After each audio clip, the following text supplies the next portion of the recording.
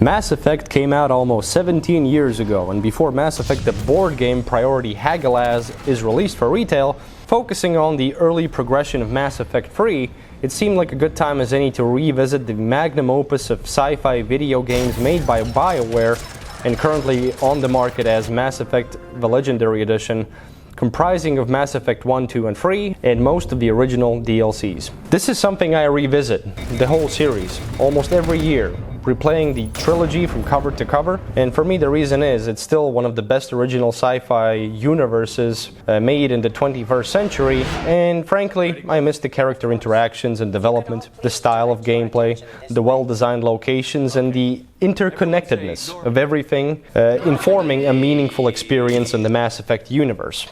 Mind you, in all of the times I have played, I cannot help but be the proverbial good guy in the game, even after 10 plus playthroughs, although it has given me options to pursue various in-game love interests.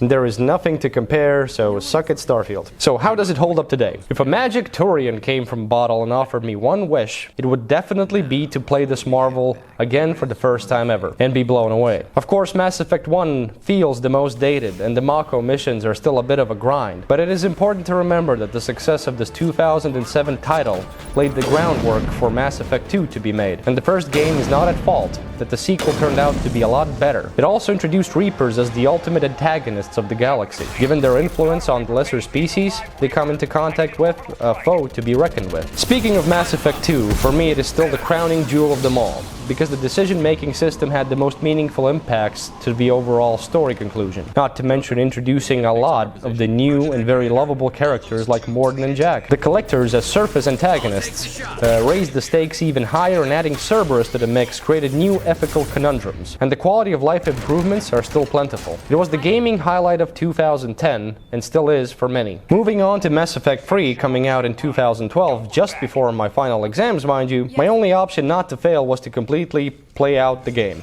And it was easier said than done, as in many ways the third game managed to surpass even the second one, even if it was just by an account of sheer scope. Aside from minor technical issues, one of the most controversial problems regarding this final sequel was the endings, an issue that was later patched to a degree to include more options in the final moments of the game. For those few who have not played it, I am a bit jealous and will not spoil the final ending options, but have since unlocked every single one of them, including the one called Synthesis that I found the most progressive. The overall highlights still include making tough choices no matter how big or small, and still feeling the impact of consequences somewhere in the future, maybe even having galactic repercussions. While the story is still always moving in one direction, it was a massive thing as a way to empower players. However, Mass Effect's greatest success, aside from being an alien dating simulator, will always be the memorable cast. I still cry a manly tear every time Mordin gets on that elevator and finds something relatable in all the main characters. As for the longest time, it would seem like the poor reception of Mass Effect Andromeda would put the entire franchise permanently on hold. There is some hope now on the horizon. For me, it will always remain one of the gaming greats of all time. And if for some reason you have not gotten around to playing it, you definitely should. And if Commander Shepard was here, he would definitely call us the greatest Aura on the Citadel. But who isn't?